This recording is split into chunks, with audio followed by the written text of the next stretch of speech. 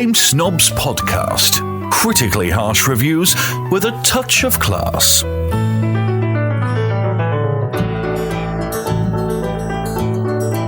Thank you, Nigel, for that introduction, Mr. Rigsby. Welcome to another podcast of Board Game Snobs. The second one, to be exact. Number 2, the second podcast of Board Game Snobs. The band's getting back together. The first one is yet to be posted because it still sits in your computer. Well, it's being Even though edited. we recorded it like 6 months ago. Bubba is editing in it. Bubba's slow. Bubba is slow. So today we're going to discuss Near and Far, The Adventures of Shardavia, my character name, and as well as another game called SIDEREAL CONFLUENCE. SIDEREAL CONFLUENCE. SIDEREAL? SIDEREAL. SIDEREAL? I think that's right. How do you spell it? It doesn't matter. It doesn't. SIDEREAL Confusion. Burn. Yeah. Okay. Near and Far, go. Put your drink down. It's liberating. It's what Joe Rogan does, isn't it? All right, so talking about Near and Far. Near and Far was really a game that we heard a lot of good press about, a lot of good reviews, and then it seemed like it kind of fell off the face of the earth. No. Disagree. What? It's still people talking about it. I don't hear anybody talking about it. That's because it's just nonstop influx of games, so it's hard to keep a game talked about. But I mean, now everything's Twilight Imperium 4 because it just come out. Literally, a game comes out, it's popular for a hot minute, next game. That's just where everything goes. Near and Far is like a long distance relationship. Okay. I don't want to see it too often, but when I do see it, I'm very pleased. And then I want it to go away for a long time. I like Near and Far. I drive back to the suburbs. Near and Far is fun. It's very easy, lighthearted. It's got just enough of get your stuff together, a little bit of planning. It's camping. Pitching your camp. Tent. It's camping. It's what it is. You spend, if you're not familiar with the game, it's a storytelling game, but the game relies more on the story than the actual mechanics of the game. And so you spend a lot of time on the main board collecting your resources, and it's a surreal world that's been created by Ryan Lockett. Surreal Confluence? It's a surreal world created by Ryan Lockett for which there's... And then when you're on an adventure, you read from this... Wait. Going on an adventure. You need to put that in there. What was that all? The Hobbit. I have not seen it. I've seen the trailer. You shouldn't see it. It's a bad show. Oh. Because it's got demons and wizards. Either way. The story comes from the books, and you have these not so much moral choices, but you go out to a certain place, you read this number from a book, it gives you a brief little synopsis of what's going on, and you choose to roll for whatever skill that you might possess. And strangely enough, it kind of sets the tone, and we've been enjoying it because of the campaign where you have side quests that continue on from game to game, and it's really quite interesting. It's very enjoyable. I think I might like the... after we're done with this campaign, if we're wanting to play it again, I think I would like the character campaign a little bit more, maybe. I don't know if it adds more to the characters' personalities and stuff. So, Break. Near and Far. Board Game Snobs approved. We've got the review posted. No. Oh, we don't? Not yet. It's by the time this comes out, it'll be a year old. 2018. Board Game Snobs approved. We both like it very much. Jerry didn't think he was going to like it. He was like, it's all right. I ragged on it. But now he's a big fan. With my perverted robot, we travel the land of Narnia. Is it Narnia? Travel the land of Narnia. Arzia. What? Arzia, Arzia. I'm not sure where it's at, but we are traveling the land, going to the And we're looking of for the Daleks. looking for the final relic or something. We really need to look through that book and actually figure out what the story's about. No, but then you know what it's about. We're just taking it one day at a time. Just like the rest of us. The new world is just every day is a new place, a new world for us as we travel along Arzia. Well, no, there are perverted robots. Robots stare. They don't blink. No, you've seen perverted robots. You've watched enough Doctor Who. What are you talking about? You've watched enough Doctor Who. Do you see the Daleks? Daleks? Those suckers. But do you see them? They got the little... Daleks? Yes, they got the little plunger for the hand. The little hand, and they got the little thing for the nose. Stop. Daleks are perverted. I've said it. No. Yes. What were Daleks we talking are about? stupid. No, they're not stupid. The Daleks are the stupidest thing on Doctor Who. They are the scum. Exterminate. That's literally all they do. And they never shoot the Doctor. The Doctor is standing right in front of them. They've been wanting to kill him for eons, and they don't do it when he's standing there doing nothing. It makes no sense. I hate the Daleks. Exterminate. They say exterminate all the time, yet they don't do it. Okay. Now they've got feelings. In the newest iteration, they have feelings, and they're stupid. They're even stupider. The Cybermen, I like the Cybermen, though. They're good. I mean, they're not good. They're bad, but they're a good villain. I'm pretty sure the Daleks shoot David Tennant. First of all, it's the Daleks, not the Daleks. There's nothing getting licked by a Dar. It's not a Dalek. Dalek, D-A-L-E-K. Dalek? Dalek. I've been shaming myself for a long time. But what were we talking about? There are no Daleks in near and far. No, there are no Daleks. I mean, Ryan could add something in and make it cool. There's an idea, Ryan Lockett. Put Daleks. This is what you hear. Get a pen out. Write this down. Introduce a race. Ryan's favorite podcast, the Board Game Snobs. Introduce a race of the Daleks. Cousin to the Daleks, the retarded Daleks. Yes, they are a perverted race. I say we shouldn't say retarded. That's not PC. Well, what is mentally challenged Daleks? No, they are a simple-minded race of perverted inbred robot. Why has everything got to be perverted with you? Because they are obviously perverted. Because there's a plunger on their face. They just look weird. Have you never Okay. Near and Far is an excellent game. Back to basics. We both love Near and Far. It's fun. We started with our game nights. It gets us into the mood. We get the characters going. Who's we being laugh. Perverted now? Not that kind of mood. It just gets us in the mood for gaming. And then you go, there you go. Welcome to the Board Game Snobs podcast. Critically harsh reviews with a touch of class. Thank you, Nigel. Nigel Rigsby. That's how we should talk. We're snobbish. Why did the people equate snobs with English people? Because I think the first snobs were English people. Based on what? History and racism.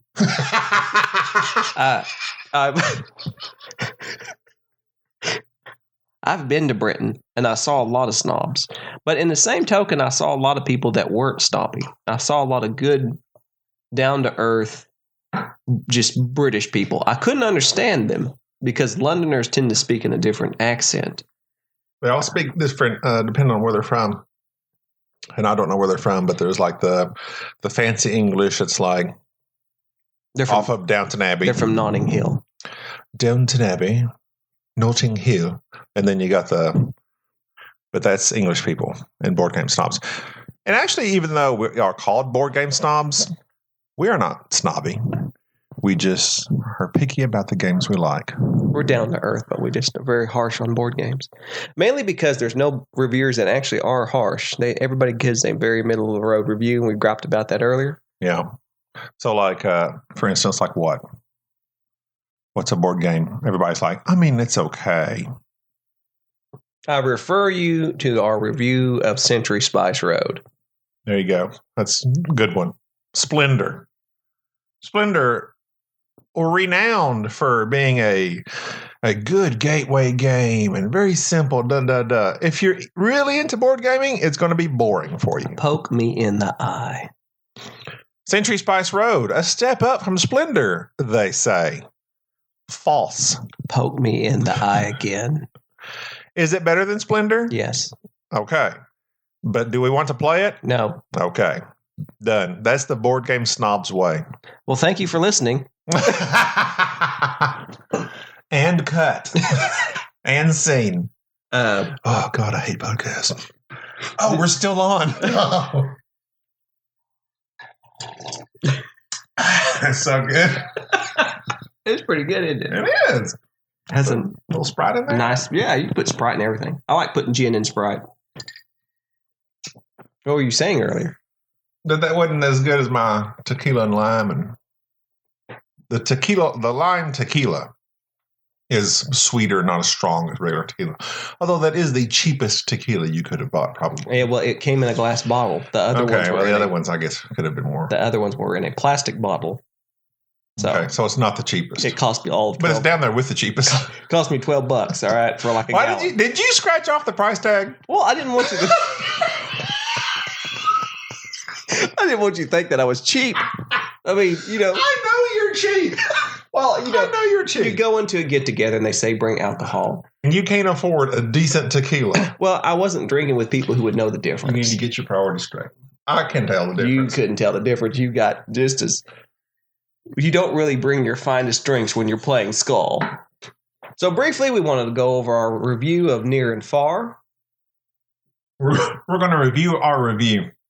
Yeah, we've posted, and I think that we need to clarify some things about Near and Far.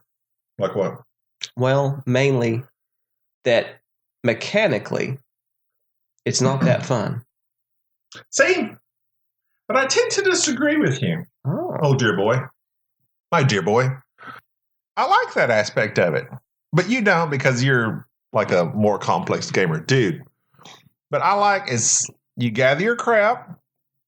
You go out into the land of Arzia or Azria or Arizona.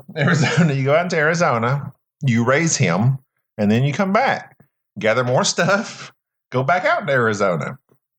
And it's easy. You gather what you need. You gather your gems. You gather the people who are going to go with you on the adventure. You go out into Arizona. You pitch camps, which basically means, hey, I've been here.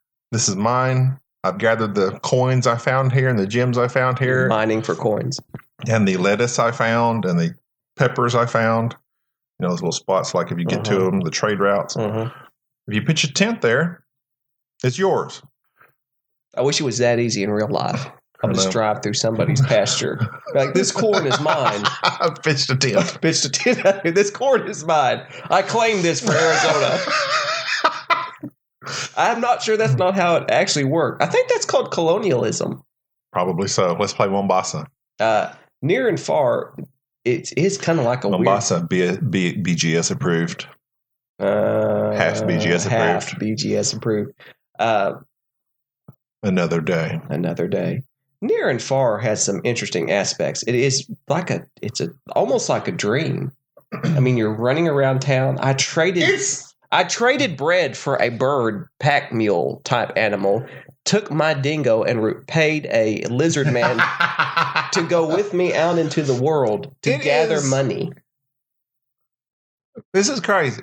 It makes me emotional to talk about. But I enjoy playing that game so much. Like, I look forward to me and you and Enrique getting together and playing that silly game. It's a silly game. You got all these.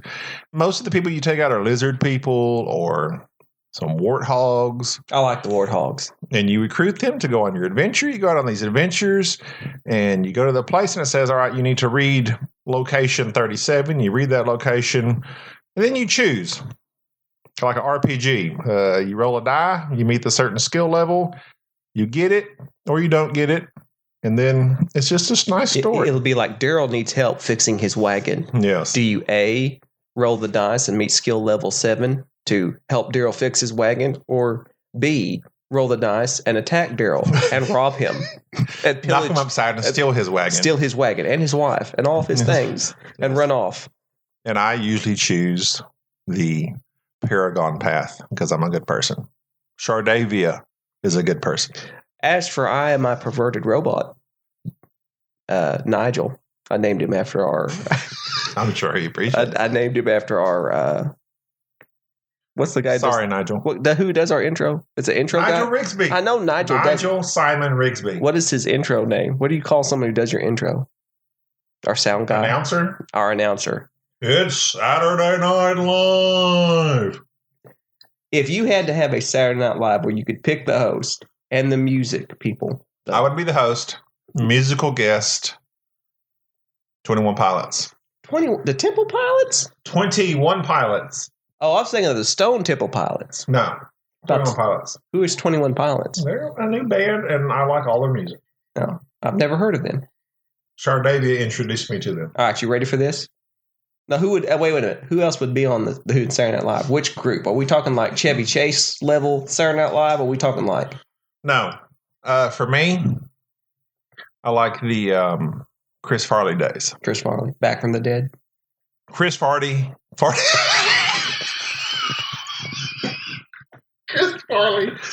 Chris Farley. Adam Sandler, Chris Farley, David Spade, that crew. Legit. Mike Myers. Mike Myers, legit. You can't get no better. All right, I would agree with that. Even though I grew up with Phil Hartman, Dana Carvey. You didn't like Phil Hartman? I loved Phil Hartman. Oh, okay. And Dana Carvey was an excellent impressionist, but those were the 80s. He was an impressionist? I didn't get that impression from him. Oh my God. Go. Choose your lame crew. No, that would be my crew. I do not think I would pick some obscure band. I think I would pick someone like the Hives. I thought you said not obscure. They're not obscure. The Hive? They're like one of the greatest bands of all time. What have they sung? Songs. Can't remember none off the top of my head. Okay. If they're so great, 21 Pilots Ride is like the biggest song of last year. I've never heard it. Sing it to me. Oh, oh, oh, oh, oh, I'm falling. Hold on. That's essentially a boy band that you're listening to. No, you're a grown man listening to a boy band. No. Never heard that song? Never heard it. That's a good song. Never heard it. Don't care to. It's a good song. Let's get back to Near and Far. Oh. Okay, we've talked about it a lot. How much do you want to talk about it? Let's go to our next Not nearly enough. no, let's get far away from it. That's Waka Waka. Fozzie Bear. Nobody remembers Fozzie Bear. He was like the least liked Muppet. Who is your favorite Muppet? Kermit. Obviously. Gonzo. No. Are you serious, Kermit? Could you get more plain Jane, more vanilla? No, Kermit kept the crew together. I will admit, I liked Gonzo. Gonzo was hilarious. But Kermit kept the crew together. I'm all about the funny guy. Kermit kept the crew together. If it wasn't for him, they'd all be dead. They would never made it to Manhattan.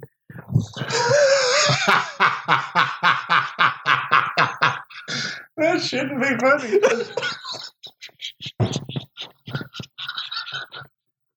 That's so stupid. Oh, no. Anyway.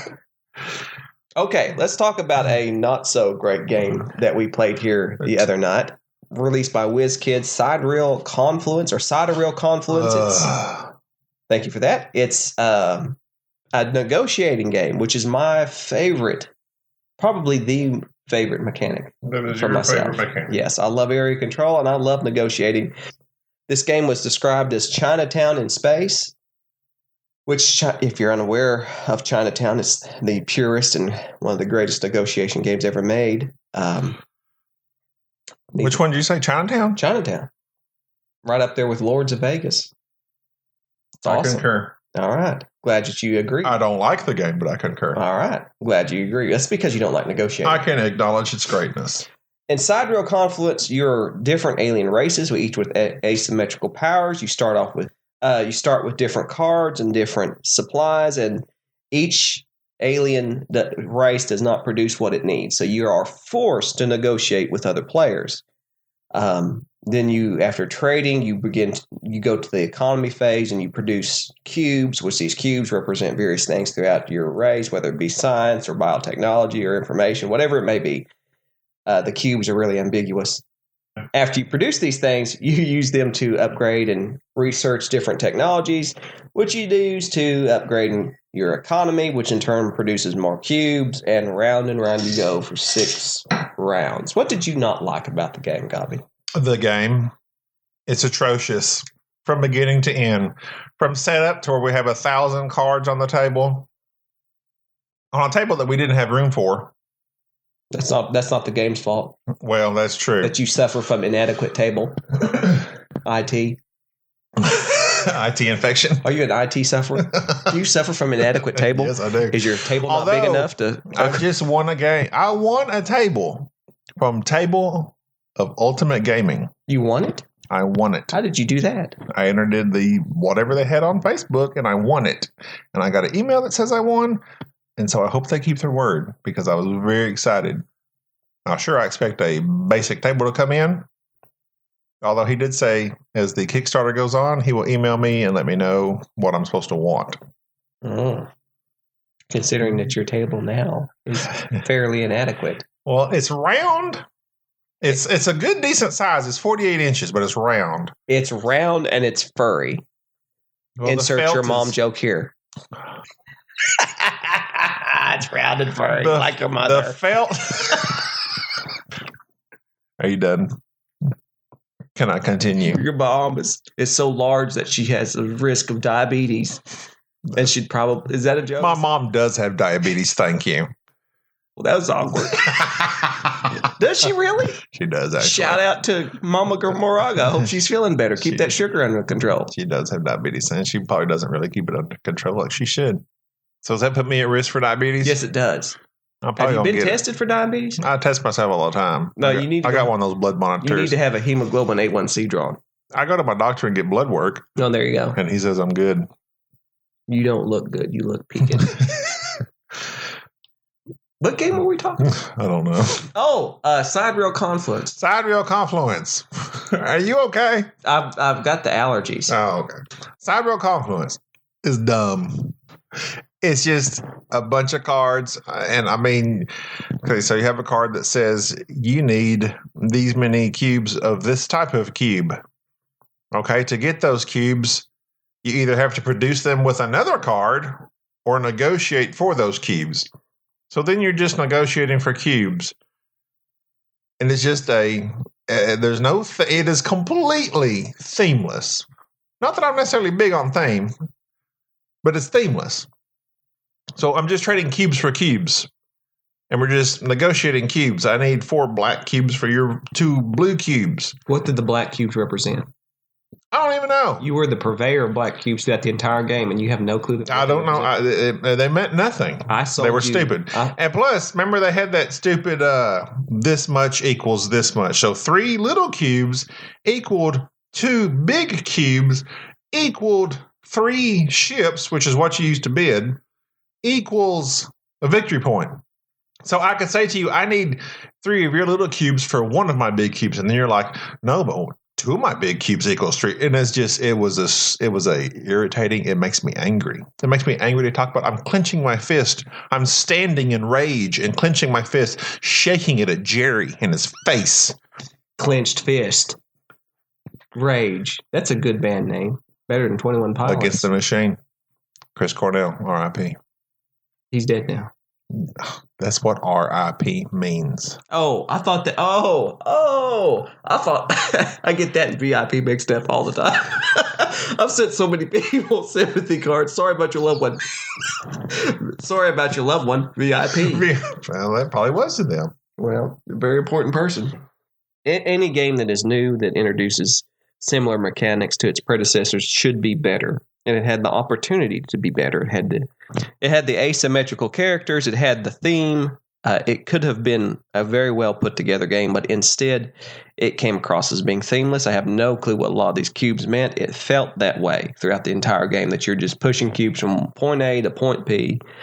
there was real no deal making being made. We just knew I needed this, so I'm going to give you this, and I need that, so you give me that. And it was just not. And there wasn't even like a mess over somebody factor because, here it says that this is equal to this. So I'm not going to give this to you unless you give me what its equal is. I couldn't back anybody into a corner and force them to give me their black cubes. And then the other one was you had to give them what you promised them in future moves or something. And I was like, Jerry, you're not going to mess me over, are you? You're like, no, I can't. Yeah, I like screwing people over. I knew Jerry deals. was not happy from that moment forward. Yeah, I like screwing people over on deals. Yeah, you do. It's nice. You're a terrible person. Deep down. Not deep down. That's pretty surface. Opaque? Translucent. Not opaque. Oh. Opaque means you can't see it. It's overt. It's not covert. Overt, not covert. All right. Glad we got that out of the way. SIDEREAL Confluence. Do not buy this game. It was a disappointment to me. I've seen a lot of people talking about it when it was at Gen Con, and that's what I think about it. It's just not a good game. It's something we did not enjoy. I mean, I feel sorry for somebody that takes time to design a game. I can appreciate that. But your game is not good. That is cold. But no, I agree with that. It's not a very good game. Chinatown, Lords of Vegas, Cosmic Encounter, all better negotiation games. 100%. And I hate most of them except for Lords of Vegas. Lords of Vegas is awesome. You don't hate Cosmic. No, I'll play Cosmic because it's got just enough of card play in it. And you don't hate. I don't like strictly negotiation. Because if it's strictly just me trying to negotiate with you, you're more of a talker. You're going to win. You're more of a, what's the term? I just don't negotiate well. I'm not a smooth with my words. You're not a wordsmith? I'm not a wordsmith. Aerosmith. I'm not Aerosmith. Speaking of which, Armageddon I also have in my segue. I have Armageddon. Jerry poo-pooed it, but according to Blue Pig, Pink Pig, it's a pretty good game. So I look forward to that one. What other game do we have in the pipeline? That is relevant to today or what? Well, just in general. Anachrony. There's a game. There's a game we need to play again and to do a review on. We played Village. I got Lorenzo Il Magnifico that I was desperate Lorenzo to get Il Magnifico. And haven't even opened yet. Although I opened it and there was very few things to punch. I mean, it didn't have like a ton of stuff to punch around. No, I enjoy punching things. Archipelago. Planet Stain. Steaming pile of something. We've never looked at it. You looked at it. Don't want none.